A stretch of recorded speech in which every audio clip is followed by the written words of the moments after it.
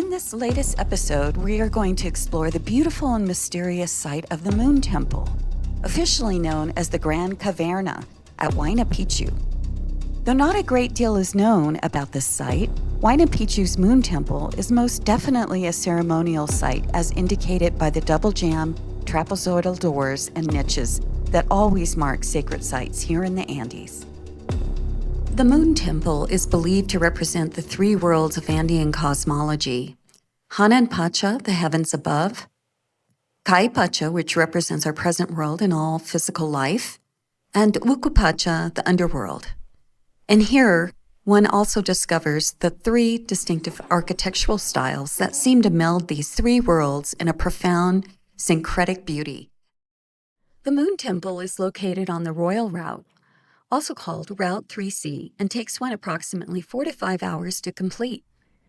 To reach the site, one must hike approximately 1 hour on Machu Picchu's lower sectors and 3 to 4 hours up and down the steep mountain terrain. Though infinitely more challenging, this route is without the large crowds that one finds at Machu Picchu's main site, so you can take your time without getting whistled at by the guards for loitering at the main site, which suited me just fine. The only caveat is that you must arrive early in the morning because they want you off the mountain early in the afternoon for safety reasons, as inclement weather often comes in the afternoon, making the return trip on the precarious slopes of the mountain often scary and dangerous. As one arrives at the site, we marvel at the uniquely transcendent beauty of the location that seems impervious to the ravages of time.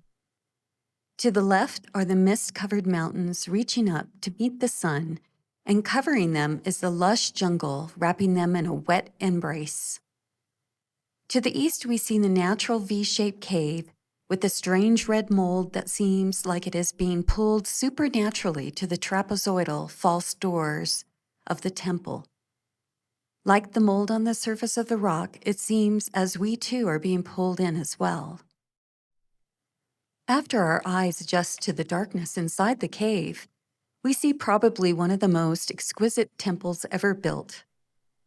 Made of fine white quartz, the Temple of the Moon dazzles the eyes with its white rock, its symmetry, and its sublime beauty of interlocking stone that fits seamlessly into the contours of the cave.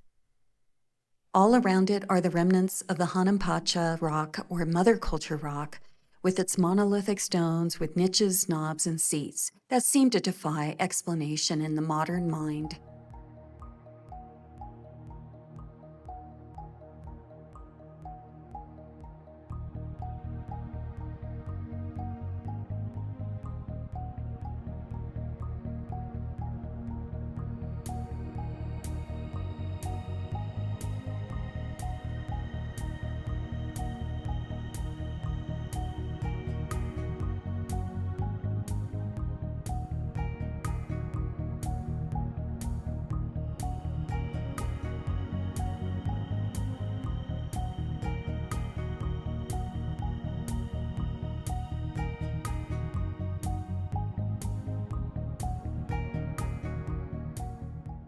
Called the Moon Temple for the shadow cast from a giant knob on a rock in the cave during a full moon, it represents the rhythmic cycles of the cosmos and the astral realms.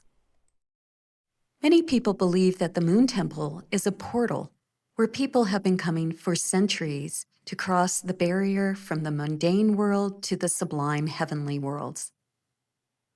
The moon, known as Kia in Quechua, the language of the Andean people, not only represents the rhythm of life and the cosmos, but also the land of the dead and rebirth. At the Moon Temple, archaeologists discovered mummies in the niches and ledges inside the inner sanctum of the cave, a very common practice among the Andean people. This is where the dead were brought to go back to Pachamama, the land of the dead, and to be reborn in the next cosmic cycle. Here, Alfredo, the caretaker of the Moon Temple, explains how the large gnomon on the Hanumpacha rock cast a shadow on a significant spot when the moon is full in the cave.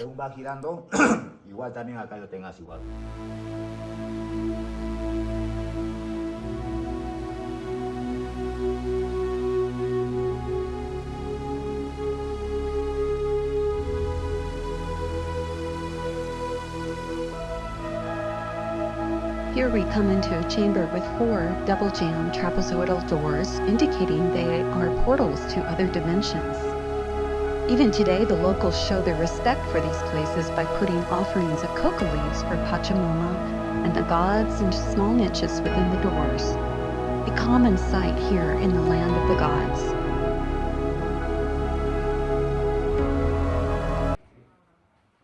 And here you can see where a lot of water has leached into this particular niche.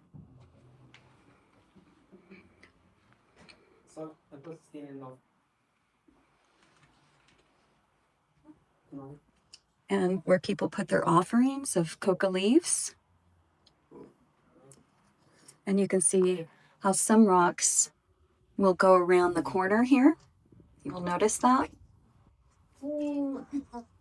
Very tightly fitted and precise.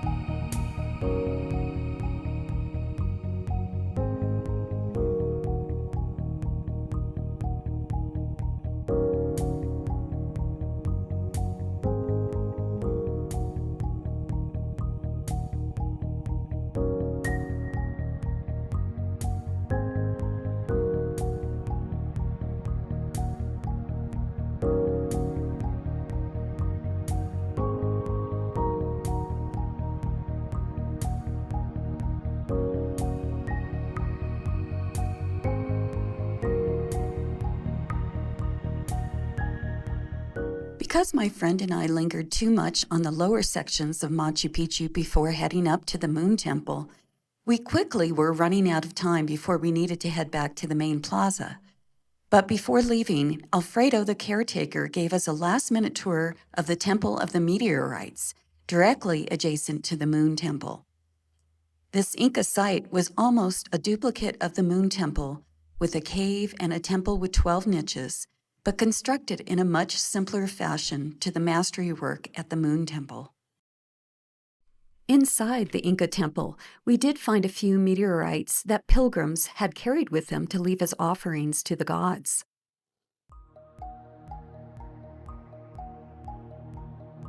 I hope you enjoyed this brief look at the Moon Temple of Huayna Picchu. And if you would like to see more content in the future, please let me know that you like it by hitting the subscribe and like buttons. Once again, thank you and happy travels!